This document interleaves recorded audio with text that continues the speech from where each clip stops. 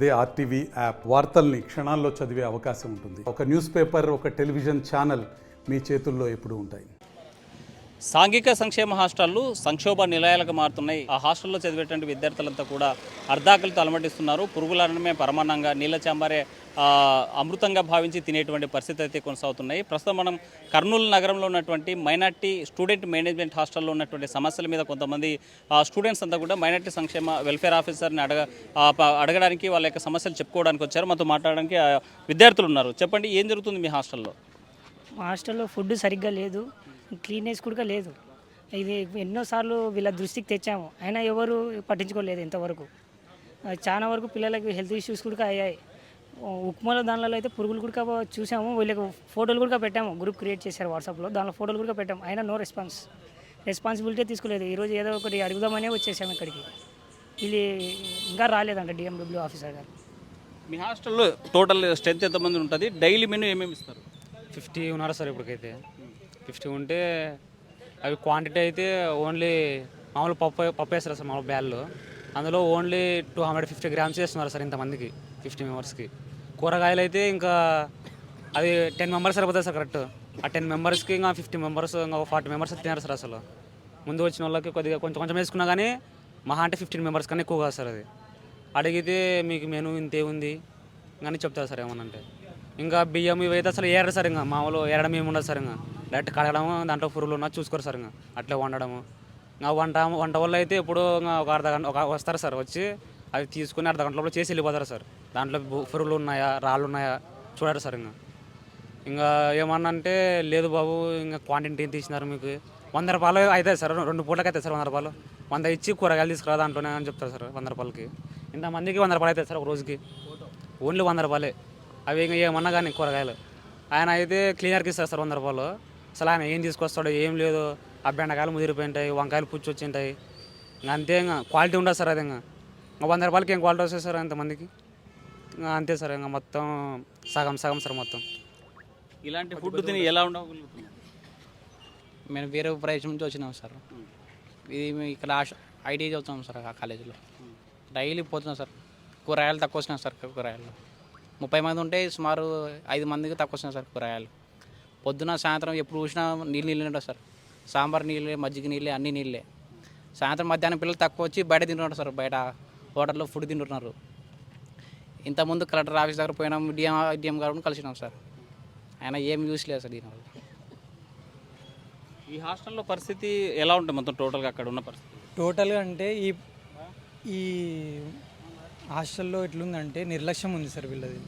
ఎవ్వరు పట్టించుకోవట్లేదు. ఎవరు ఏమి అసలు పిల్లలకి ఎంత వస్తుంది, ఎంత మెనూకి ఎంత ఇవ్వాలి అనేది ఎవ్వరు పట్టించుకోవట్లేదు సార్. అది బియ్యంలో రాళ్ళు ఉంటాయి, పురుగులు అవి ఉంటాయి సార్. దాన్ని ఏం చూడరు, అట్లనే చేసేస్తారు.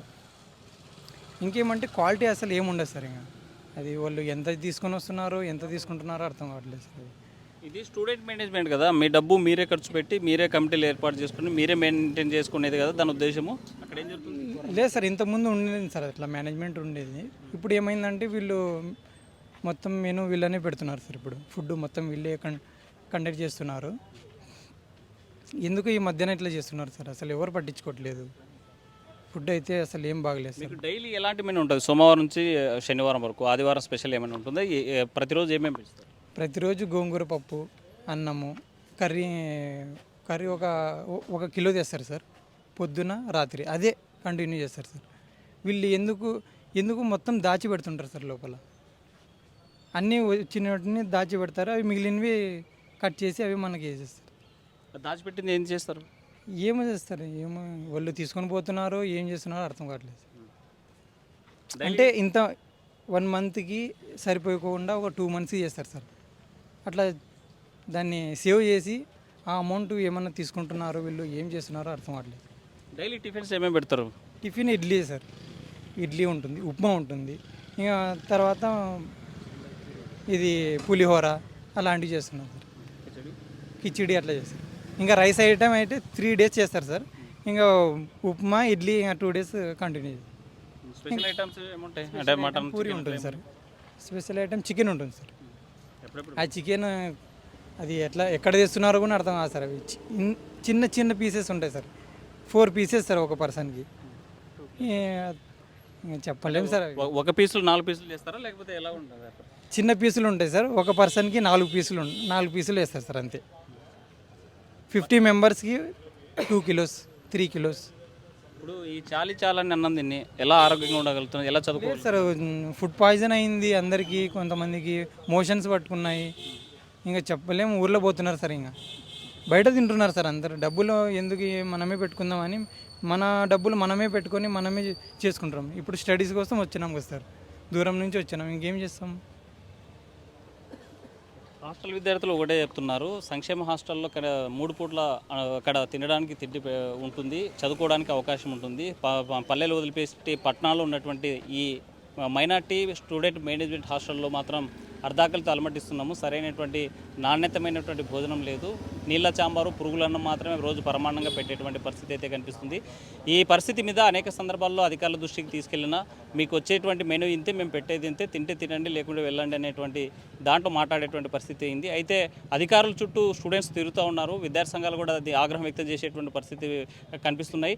కేవలం వీళ్ళ సమస్యలు ఏం జరుగుతుందని తెలుసుకోవడానికి ఒక వాట్సాప్ గ్రూప్ పెట్టి దాన్ని వదిలేశారు తప్ప సమస్య పరిష్కారం చూపించేటువంటి పరిస్థితి అయితే మైనార్టీ వెల్ఫేర్ ఆఫీసులు ఎవరు పట్టించుకునేటువంటి పరిస్థితి స్పష్టంగా కనిపిస్తుంది. ఇప్పటికైనా సంక్షేమ హాస్టల్లో ఉన్నటువంటి విద్యార్థుల అర్ధాకలి తీర్చి వాళ్ళకి పౌష్టికారం అందించి భవిష్యత్తు తరానికి వాళ్ళ భావితరానికి పౌరులుగా తీర్చిదిద్దాల్సిన బాధ్యత ఆ హాస్టల్లో ఉంది. కాబట్టి అధికారులు ఆ రకంగా స్పందించాల్సినటువంటి అవసరం ఉందని వీడియో జర్నలిస్ట్ చంద్రశేఖర్తో హుసేన్ నాట్యూ కర్నూలు. మరిన్ని వీడియోస్ కోసం ఛానల్ ని సబ్స్క్రైబ్ చేయండి, లేటెస్ట్ అప్డేట్స్ కోసం వాట్సాప్ ఛానల్ ని ఫాలో చేయండి అండ్ లింక్ డిస్క్రిప్షన్ లో ఉంది.